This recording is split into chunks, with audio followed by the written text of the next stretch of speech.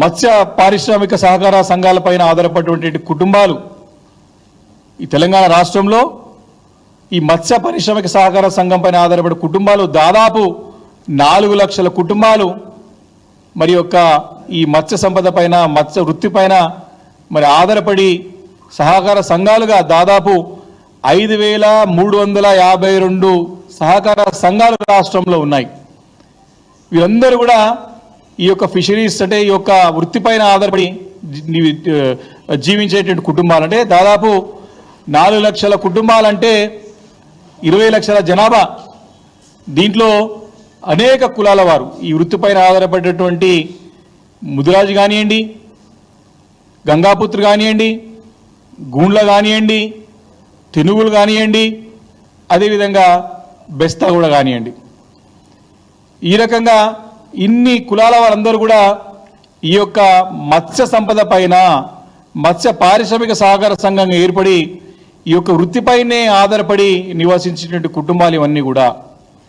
మరి వారికి గతంలో కేసీఆర్ గారి నాయకత్వంలో మరి 100% సబ్సిడీతో 100% ఏ ట్యాంక్ ఏ చెరువుకి ఏ కుంటకి ఎంత అయితే చేప పిల్లులు సీడ్ అవసరం పడుతుందో 100% సబ్సిడీతోని 100% ఫిషరీస్ అంటే ఫిష్ సీడ్స్తో పాటు 100% సబ్సిడీతో పాటు ఇచ్చినటువంటి ఘనత కేసీఆర్ గారికి మా బీఆర్ఎస్ ప్రభుత్వానికి దక్కింది. అదే కాకుండా వారికి అనేకంగా వారికి వస్తువులు వారికి అవసరపడేటువంటి సామాగ్రి వలలు అనుకోండి, మోపెడ్లు అనుకోండి, అనేకంగా ఉచితంగా పంపిణీ చేసి ఈ యొక్క మత్స్య సంపద పైన మత్స్య వృత్తి పైన ఆధారపడినటువంటి ఈ మత్స్యకారులందరూ కూడా ప్రోత్సహించి వారి జీవితాల్లో వెలుగులు నింపినటువంటి మరి చరిత్ర కేసీఆర్ గారికి ఉన్నది.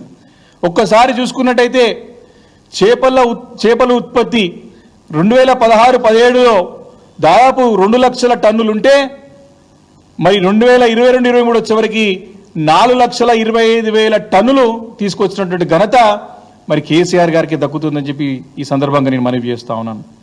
కొన్ని వేల కోట్ల రూపాయల సంపద వచ్చిన తర్వాత అంటే 2016-17లో ఈ యొక్క సంపద 2,200 కోట్లు ఉంటే 2022-23 వచ్చేసరికి దాదాపు 6,200 కోట్ల సంపదని సృష్టించినటువంటి ఘనత కూడా మరి బీఆర్ఎస్ ప్రభుత్వానికి గతంలో కేసీఆర్ గారికి దక్కుతుందని చెప్పి సభాముఖంగా మనవి చేస్తున్నాం.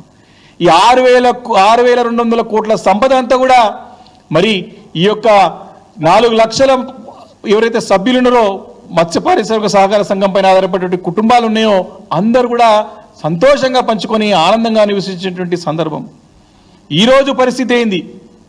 సంవత్సరం వస్తూ ఉంది ఈ ప్రభుత్వం వచ్చి. సరే, కొత్త ప్రభుత్వం